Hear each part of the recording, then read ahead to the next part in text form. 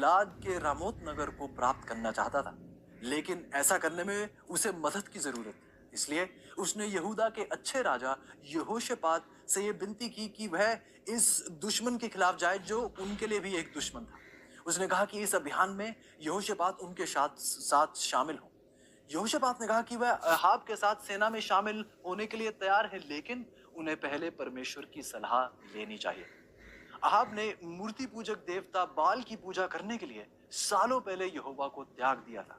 इसलिए उसने 400 भाड़े के नबियों को इन दो राजाओं के इन झूठे भविष्यद्वक्ताओं ने कहा कि जाओ और अरामियों से युद्ध करो और तुम विजयी हो जाओगे। आप सोच ही सकते हैं कि राजा कितना प्रसन्न हुआ होगा ये सुनकर कि ये मुझे बताया गया कि मैं इस युद्ध में विजय होऊंगा। लेकिन राजा यहोशापात ने यहोवा के सच्चे भविष्यद्वक्ता से सुनने का अनुरोध किया।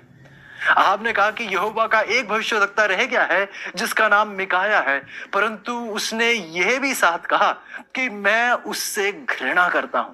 क्यों? क्योंकि वह मेरे विषय भलाई की नहीं हानि ही की भविष्यवाणी करता है। यहोशापात के आग्रह पर अहाब ने अनिच्छा से एक सेवक को मिकाया को लाने के लिए भेजा। बहादुर भविष्यद्वक्ता ने आकर एक बहुत ही अलोकप्रिय भविष्यवाणी की। उसने अहाब से कहा कि वह सीरिया के साथ युद्ध में मारा जाएगा। अब अहाब को एक कठिन निर्णय का सामना करना पड़ रहा था। गौर से सुनेगा अजीजों, क्या उसे 400 भविष्यद्वक्ताओं पर विश्वास करना चाहिए जो उसे अच्छी बातें बता रहे हैं कि वह युद्ध में विजयी होगा, या फिर उसे परमेश्वर के उस एक अकेले भविष्यद्वक्ता पर विश्वास करना चाहिए क्योंकि वो परमेश्वर का वचन है।